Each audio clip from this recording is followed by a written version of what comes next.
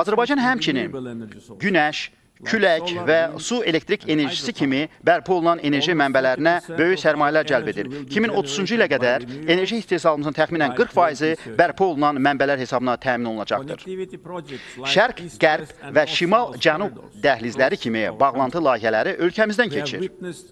2022-ci ildən bəri orta dəhlizlə yük daşımalarda təqribən 90% artımın şahidi olmuşuq.